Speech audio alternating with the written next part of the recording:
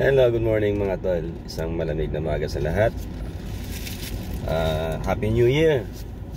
New Year na, sana naging masaya ang pagsulubong ng New Year. Sa akin malungkot kasi siyempre malaya sa pamilya. Tapos ng New Year hindi ko pa nakausap yung family ko kasi text lang kasi biglang namatay yung wifi sa bahay. But anyway, ay tanong sa akin, paano daw ako naging millwright? Ang gastos, magkano yung gastos? Pagiging millwright ko, aksidente lang. Meron akong nakilalang 4 months sa EEI. Kung narinig nyo na yung EEI Corporation, well, yung iba no, hindi maganda yung feedback nila, pero para sa akin yung experience ko maganda. Kasi ang lahat parang para sa akin parang aksidente lang lahat. Kasi nung nag-apply ako sa EEI, ang in-applyan ko, zero experience ako ha. Walang experience. Nag-apply ako ng pipe fitter. In-interview ako doon, sabi tatanggapin nila ako pipe fitter C. Kasi uso sa EEI yung meron kang classification, may category ka. Ngayon wala ka na marinig ata na ganun, C. Pipe fitter C. Kasi zero experience ako, pero ipapadala ako sa Saudi as helper ng pipe fitter. Helper na wala experience. So ang tinanggap ko yung offer, ipapadala ako sa Saudi. Ang mangyayari, 2 years na kontrata. Ang sweldo is $280. So sabi naman mag-i-increase daw. Hindi ko alam kung kailan mag-i-increase daw. So, tapos na lahat. Kumuha ng bank account, may bank account na. Kasi pagpunta ng Saudi, yung ATM iiwan sa family.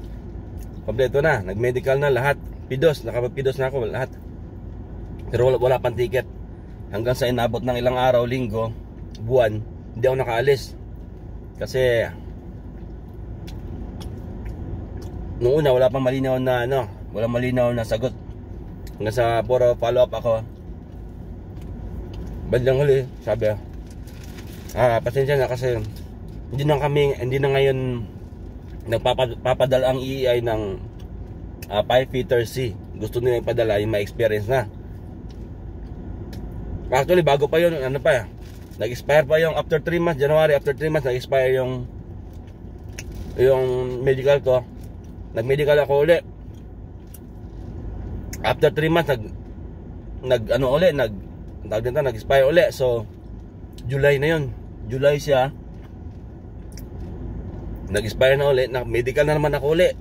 Hanggang sa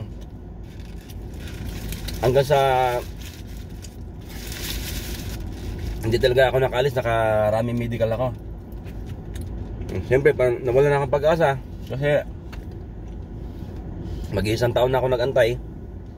May nakapagsabi sa akin na umakit ka doon sa taas, sa parang hiring boss, ano ba yun, umakit ka doon sa taas, doon sa EEI sa employment nila, EEI employment sa para for abroad. Umakit daw ako doon. Kausapin ko yung boss, umakit ako doon.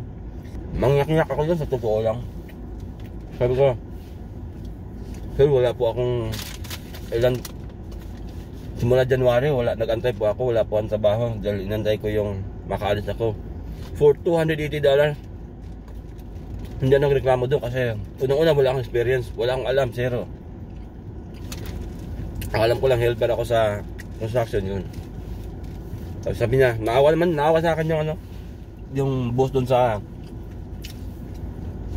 employment department. Sabi sa akin na gusto mo mag-training ka? Sabi ganon. Sabi ko wala pong problema sir. Pero ang training daw ako, sabi niya, unang recommendation na welder. Sige sir, okay lang, walang problema. Ang inisip ko, gusto ko i-training yung scaffolding. Kasi scaffolding nakikita ko dun sa highway So, sa mga, kasi sa Maynila yun eh, makita mo sa highway, madalas mo makita yung mga scaffolds na ano, naka-install kasi nagtrabaho na ako sa construction. So, yung scaffolding, common na lang. So, isip-isip ko, scaffolding yung anuhin ko. Sabi niya, punta ka ng Bulacan, sabihin mo, pinadala ka galing home base, ganon. Pag EI Corporation, siguro familiar kayo sa salitang home base. Sabi niya, sige, napunta ako, binigyan ng date, punta ako ng Bulacan. Tama naman, nag-start na pala sila ng ano doon, screening ng magiging bagong batch ng ano, ng training ng millwright. Ay di nagpunta ako sa Bulacan, nag-exam ako para sa welding kasi yun yung unang ano niya. Yung exam namin, siguro hindi ako nagkakamali, mga 25 item o 20. Basta ang mali ko lang mga 3 dun sa exam. Dala sa math yung exam, mali ko lang mga 3. Tapos ng exam, tininan doon, in-interview kami. Sabi nung narinig ko, kwentuhan nila, hindi ko pa alam kung ano yung mga posisyon nila sa EI. Sabi, interview sa isa, sabi, parang sayang naman to kung mapupunta sa welding kasi mataas yung score niya, parang may alam sa math. So, ano na natin sa millwright. Pero yung millwright, hindi ko pa alam yun. Sabi ko, sige sir, kahit anong trabaho, basta't meron, walang problema. Punta ako sa millwright department. Pero hindi pa lang tapos doon. Ang kailangan sa training, 30 katao. Parang doon sa listing nila na pumasa, 32 katao yung nandun. 30 lang yung kailangan. Yung number ko pang 32 yung sa listing. So huli ako. Sabi sa akin na okay, yung binanggit yung 30, tapos binanggit yung pang 31, pang 32. Sa akin, sabi, sige, ang 31 tsaka 32, ano kayo? Ano bang term nila? Doon, buffer ata. Buffer kayo, tapos next batch na kayo ng training. Sabi ko, parang dismayan naman ako kasi ang tagal kong inantay. Next batch na naman. So, tinanong kung kailan yung next batch, sabi hindi pa alam. Hindi nagkwentuhan, ano na sila, nag-usap-usap na sila yung hanggang 1 hanggang 30. Yung 31 tsaka 32 ako, tsaka yung kasama kong isa, hindi pa malis, andun sa grupo na yun. Sabi, okay, lahat ba may passport? Biglang isa doon sa 30, isa doon, sabi wala pa, nakaschedule pa lang kumuha ng passport. Sabi nung personnel doon, hindi pwede yan, kailangan lahat ng aplikante may passport kasi yung una requirement ng EI passport. O di sige, sabi inalis siya. So okay, yung 31 yun yung ipapalit. So yung 32, madaling salita, ako lang yung walang trabaho. Ako lang yung hindi kasama sa training. Pang 32 pero pumasa ako sa lahat. Pero pang 31, naging pang 31 na ako kasi yung isa inalis dahil walang passport. Umuwi ako na dismayado kasi sayang, ando na, isa na lang. Ako pa yung hindi napasama. Hindi mo ako.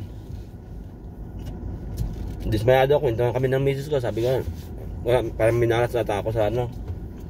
Pag-apply ko kasi walang nangyayari. Sabi. Nung sumunod na araw, siguro mga 3 araw, tumawag. Wag sabi. Okay lang ba sa'yo mag-training? Ready ka ba mag-training? Kasi yung isang aplikante doon sa 30 na lang sila, kasi naging 31 na ako. Yung isa wala din passport. Kumbaga, nakapag-apply na pero hindi pa nakukuha. So tinanggal nila. Ako yung pinalit. Tuwan-tuwa ako, sabi ko, yes, ready po ako mag-training anytime, sabi ko. Isang taon na po ako walang trabaho. Yung training ng EI, pag natanggap ka doon, alam ko yung iba hindi maganda yung sinasabi sa EI, pero yung training nila, pag natanggap ka, meron ka allowance na $200 at $200 pesos a day. Ikaw na yung train, ikaw na yung ititrain, ikaw pa yung bibigyan ng 200 pesos na allowance pagkain, kasi meron na titira kayo doon sa bahay sa staff parang accommodation, libre accommodation, bawal lumabas doon sa compound, sa training center bawal lumabas. Ikaw na yung titrain, ikaw pa yung babayaran. Maganda yung turo nila kasi maganda yung facility, parang nakasimulate sa isang power plant, pero sa isang planta. Tapos may libre pagkain na, may tulugan. So maganda yung experience. Tapos mahigpit yung regulation kasi tinitrain kayo, pati values. Gabi-gabi kami. Parang Bible study ba doon tawag? Kumbaga walang pinipiling relihiyon, kung anong relihiyon mo, basta tuturuan kayo ng values. Yun yung kagandahan doon. Yun ang gusto ko sa EEI nung time na yun, nung nagtitraining kami. Okay, sabi, tapos naman December 22. Sabi, okay, sa January, first week ng January, pumunta ka na home base. Madaling salita, tapos yung training nga. Sabi, January, pumunta ka na home base. Magkakaroon kayo ng trade test. Okay, trade test kami. Pagdating namin sa home base, sabi ng maintenance, mechanical department, sabi ng qualifier, lahat kayo dito pantay-pantay, walang first, second, parang gano'n natin pagkasabasa. Ang sabi lang, parang lahat kayo pantay-pantay, wala akong pakialam kung first, second, third. Sabi, kung sino yung magtatap dito sa third test, siya yung unang ipapadala sa site, sa actual na trabaho na. Sa third test, kung sino magtatap, ulitin ko lang, sabi niya, kung sino magtatap, yun yung ipapadala sa site. Third test yun, sige, exam doon, tapos actual. Sa awa ng Diyos, nagtap ako doon sa third test. Kaya nangyari, ako yung pinakaunang napadala sa trabaho. First week ng January, yung third test, January 12 ata, nakalipad ako papuntang Davao, doon sa Tagum City, Davao del Norte yan. Pinakaunang project. Ako yung pinakaunang nabigyan ng trabaho. Kasi ako yung nagtap sa thread test. Kaya simula nung araw na yon, wala na akong ticket sa trabaho. Pagkatapos ng project, gaya nang natapos kami sa Davao, within 3 days, nag-report na ako sa home base. Process agad, wala pang 1 week. Lipad na ako punta na ako ng Batangas. Tapos basta sunod-sunod, hindi maabot ng 1 linggo yung pahinga ko. Simula nung nag-start ako magtrabaho. Kaya malaking pasalamat ko sa EEI. Overall experience ko maganda, natuto ako. Kaya ngayon kahit paano nasa Canada ako. Kung binuksan nyo yung pagkakataon para sa akin na ngayon nandito na sa Canada. Kung wala yung EEI Corporation, malamang tambay pa rin ako, or ewan ko kung ano yan sa buhay ko. Pero binuksan lang yung pagkakataon para sa akin, naging millwright ako. Ganun yung naging, paano ako naging millwright. So maganda yung experience ko. Nag-training ako, nag-exam. Yung exam medyo mahirap-hirap, si math. Nag-exam ako, pumasa, naging millwright ako. Yun sa training, may allowance. Ano pang hanapin mo? Ikaw na yung pinag-training, ikaw pa yung babayaran. So, pero yung sipag pa rin, kailangang sipagan kahit na, kasi yung pagiging millwright, araw-araw ko dapat matututo, hindi yung pag naging millwright ka, magkukuya-kuy ka na wala ka nang gagawin. Hindi ganoon, kasi millwright, kahit inabot ka ng matanda sa pagiging millwright, hindi mo alam lahat, kasi yung machine hindi mo alam, may mga bagong machine na dumadating, hindi mo alam yun. So kailangan pag-aralan, dapat pag millwright ka, araw-araw natututo ka. Ganon. Kaya maraming salamat sa mga nanonood. Medyo napahaba na yung kwento ko. Maraming salamat. Happy New Year sa ating lahat.